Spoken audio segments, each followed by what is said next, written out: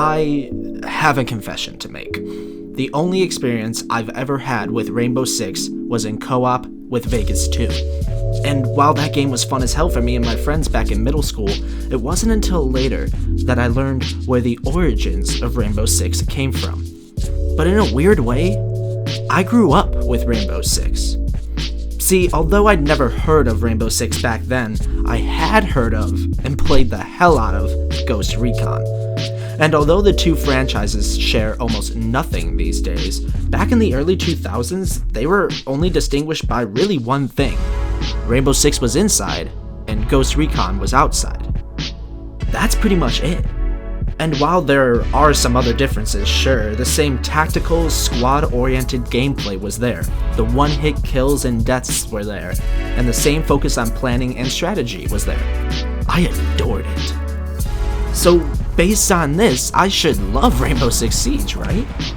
Well, not quite. Now, before I go any further, I need to stress how phenomenal of a game Siege is. I've put almost 200 hours into it, and I plan on putting many, many more. That doesn't mean that every single hour has been one of pure joy, though, especially the first 20.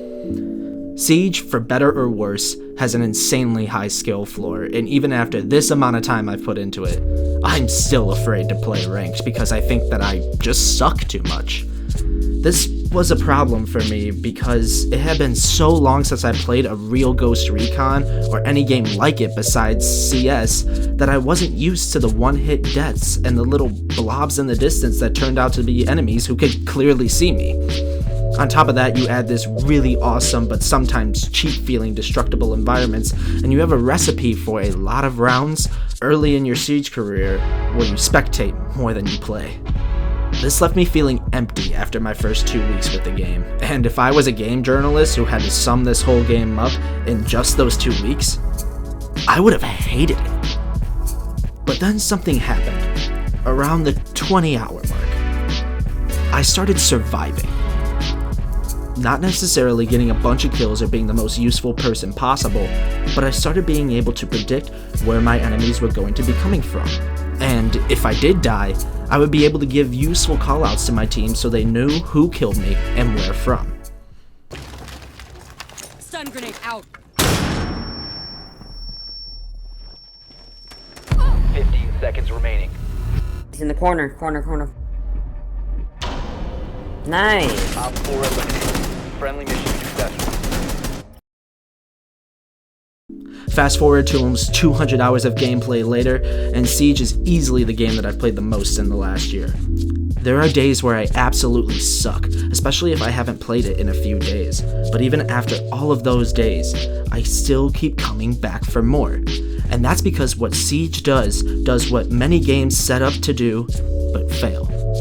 It delivers an experience. The experience of Siege is what I think makes it so incredible and engaging as a game, and it's what makes it appeal so much to me as someone who never feels that I play as many games as I wish. The first aspect to the experience of the game is the tactical gameplay. The one-hit kills mean that you have to pay attention to as many of your senses as possible, at least until smell-o-vision comes out. Your vision is pretty limited, even with the FOV turned all the way up, so you have to rely on sounds like footsteps and gunshots to determine the location of enemies, and most of all, you have to communicate. Gatekeeper warning! I really don't recommend that you play Siege without headphones and a mic because speech and communication is one of the most important parts of being successful in this game. If you are able to successfully communicate where your enemies are to your teammates, the likelihood of your team's victory is substantially increased. So please, play with headphones and mics. That leads into the second thing that makes Siege an experience: the immersion factor. This game makes you feel like you are a part of an elite counter-terrorist team that is actually combating an equally powerful threat. The communication from callouts on enemy classes and locations feels like what actual SWAT, GSG-9, or JTF-2 forces would call out, even though you're all just civilians behind a computer screen. It's amazing! The amount of times that I've gotten kills as an attacker just because Dokkaebi used her cell phone hack to let me hear an enemy phone through a wall isn't that many, but when it does happen, it feels like my team is working as a well-oiled machine. What makes this part of the game really work on a dynamic level, on PC at least, as I can attest for the consoles, is the fact that the community is really rather good. Ubisoft has done a great job of banning hackers and griefers, and it really shows. 90% of the games I matchmake into have completely competent players who communicate well and know the maps and don't get furious with you if you make a bad call or die early in the round. It's a blast. That doesn't mean that the game is flawless though, far from it. Although the hacking and cheating problem has been dramatically decreased, every once in a while a bullshit artist slips through. On top of that, every time there's a new update, there are meta abusers who just use the new characters or exploits to bullshit their way to the top rank. Plus, there is a grind. Oh sweet lord, there's a grind. While it isn't too bad for operators, using the renowns to purchase skins and bundles that often cost almost twice as much as the operators that they are for seems like a blatant scam to get you to pay real money.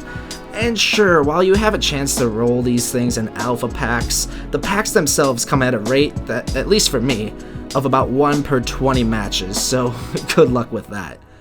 Once in a while, sure, there's a cheap death or something that you felt was unfair, but a lot of those deaths can be learning experiences.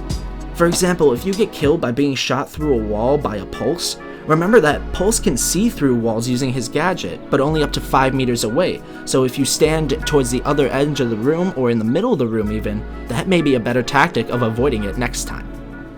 And at the end of the day, here's the thing. I paid $15 for the starter pack and not a penny more, and I've gotten almost 200 hours of an experience that you can get nowhere else, even the gripes. And sure, there are matches every once in a while where I just want to rage quit, or there's times where I do think that the deaths that come to me are bullshit, but it all becomes worth it when you have a round like this.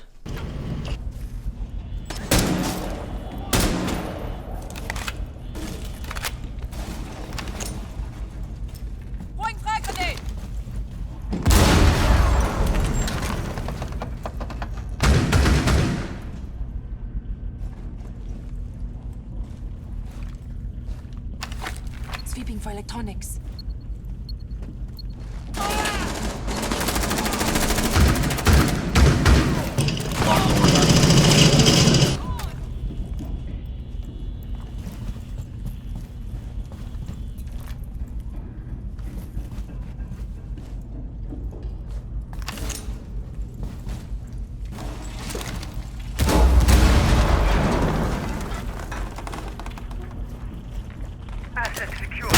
Required. Move out.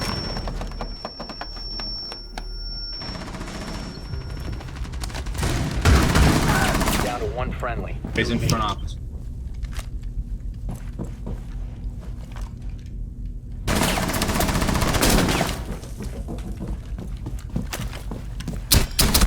Four remaining. The other one was, yeah.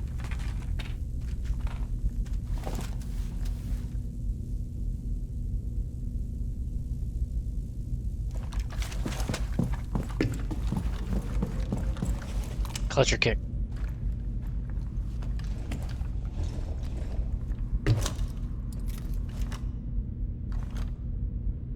Just shoot the hot.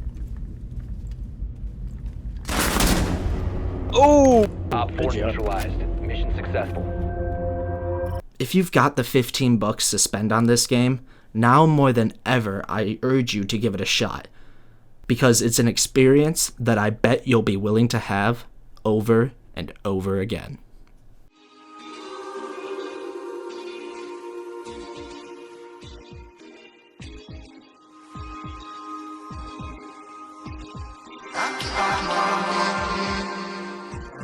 I